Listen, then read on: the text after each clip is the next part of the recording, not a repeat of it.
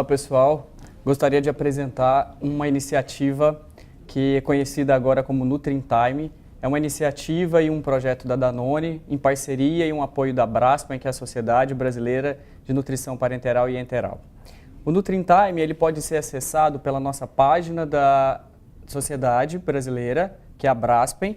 Nessa plataforma a gente tem então um link direto com o NutriTime. O objetivo dessa iniciativa então é levar informações atualizadas com temas relacionados à terapia nutricional. E qual que é a forma que a gente vai levar então essas informações? Através de artigos comentados todo mês, de 5 a 10 minutos, informações curtas e objetivas referente àquele artigo. Não só então os artigos comentados, como também cobertura dos principais eventos que tiverem relacionados, obviamente, à terapia nutricional. E quando que vai acontecer isso? De fevereiro, que foi a apresentação do Aspen na abertura do NutriTime, até dezembro, então nós vamos levar informações com artigos, informações bem objetivas para todo mundo.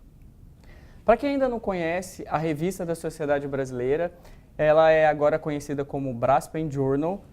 O acesso à revista também é pelo site da Sociedade.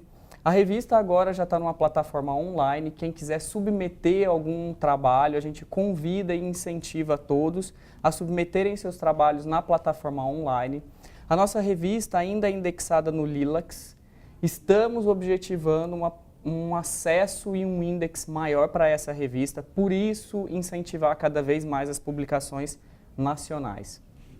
O editor-chefe dessa revista é a doutora Maria Cristina Gonzalez, e a editora executiva é a Lilian Mica, e elas estão sempre à disposição para tentar levar ou publicar cada vez mais esses artigos nacionais.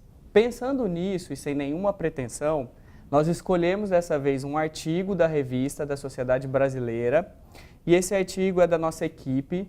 Fui eu, a Melina e o Rodrigo que publicamos esse artigo. É um artigo, obviamente, o desenho é um desenho, não tem pretensão nenhuma de levar uma informação de um estudo robusto, mas é uma informação importante, porque a gente faz um comentário através de um estudo, de uma revisão de um estudo sobre proteína e disfunção renal. O título do artigo, que a gente vai começar, estreando então esse mês, é Metaproteica versus disfunção renal na unidade de terapia intensiva.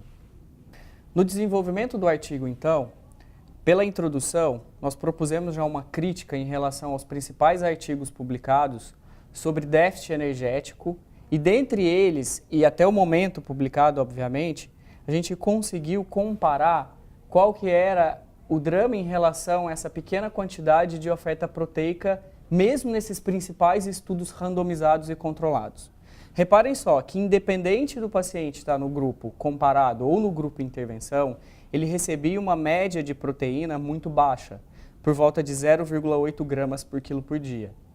Ao passo que se a gente olhar somente para o grupo que comparava então, dentre todos esses estudos selecionados, a média caía para 0,4 gramas por quilo por dia.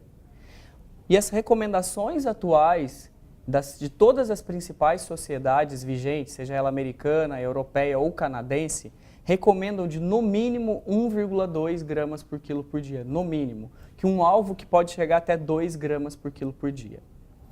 E a grande discussão que a gente teve a ideia em relação a esse estudo é, será que essa quantidade ou essa variação um pouco mais aumentada, perto de 1,5, 2, não causaria um certo problema com disfunção renal nesse paciente dentro da terapia intensiva? Sobre isso e o desenvolvimento então na sequência da introdução, a gente vai discutir então as evidências sobre a oferta proteica, pautada então, será que são estudos apenas observacionais que respaldam esse tipo de intervenção? E até mesmo qual que é a ligação que tem em ofertar essa quantidade de proteína em termos de segurança e uma disfunção renal que esse paciente possa vir desenvolver?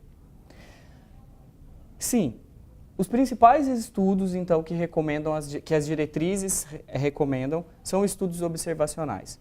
Se a gente reparar nesse artigo que foi publicado e questionado pelo Heiland e o grupo canadense, eles mostram que aquela oferta ótima, tanto energética quanto proteica, seria por volta de 80% então da nossa meta, da meta que esse paciente atingisse. E se passasse desse 80%, quando a gente está comparando calorias, que é esse pontilhado, esse traço pontilhado, essa mortalidade piora. Mas diferentemente da proteína, se essa proteína alcançar alvos, então, ou uma quantidade e uma oferta maior do que esse 80%, essa mortalidade tem uma tendência em redução. Mas, de novo, sim, esses estudos, a maioria observacionais. Kleiman, em 2012, já publicava que esse déficit em relação à oferta proteica, principalmente, já era previsto nos trabalhos, em todos os trabalhos observacionais, e essa média não passava realmente de 0,8 a 1 grama por quilo por dia nos principais estudos selecionados.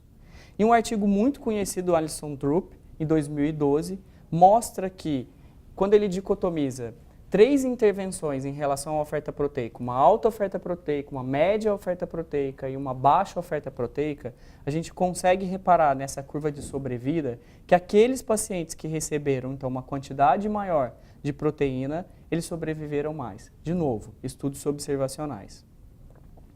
E essa oferta proteica, nessa quantidade que é recomendada então pelas sociedades vigentes, causa alguma disfunção renal? Primeira pergunta que a gente tem que fazer é entender a fisiopatologia. Esse paciente realmente merece porque está acontecendo algo e essa oferta proteica precisa ser um pouco elevada? Então a gente sabe que o catabolismo proteico desse paciente é elevado, em virtude da doença de base, da resposta inflamatória e todas as outras exposições e variáveis que esse paciente vai apresentar. Essas perdas extras de aminoácidos, por exemplo, principalmente no sistema de diálise, e a gente já tem documentado isso em estudo, que chega a alcançar 15 gramas por dia ou até 20 gramas por dia, dependendo do método dialítico. E os estudos observacionais, de novo, mostram um significado melhora do balanço nitrogenado desses pacientes, quando a oferta é aumentada por volta de 1,5 a 2 gramas por quilo por dia. A grande pergunta, então, e o questionamento é: será que essa quantidade vai aumentar, então, a ureia desse paciente ou a uremia desse paciente?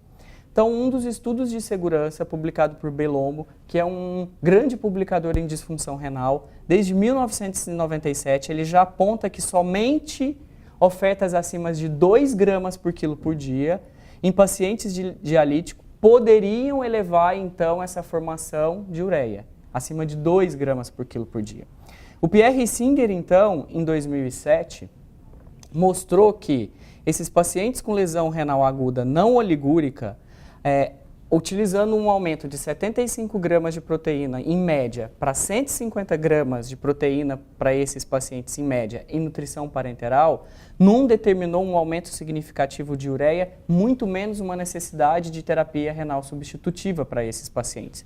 Então, parece que do ponto de vista de segurança, a despeito dos artigos serem observacionais, essa meta, então, a gente pode utilizar porque ela é segura para esses pacientes. E qual que é o racional de tudo isso? Que a oxidação de proteína muscular como fonte energética que vai acontecer nesse paciente causaria, então, uma maior contribuição da uremia do que propriamente a oferta proteica desses pacientes elevadas. E nós devemos investigar melhor as outras causas de uremia. Por exemplo, underfeeding para esses pacientes, uma hiperglicemia que esse paciente possa desenvolver, hemorragia digestiva, corticosteroide que esses pacientes possam estar utilizando e principalmente o status volêmico desse paciente.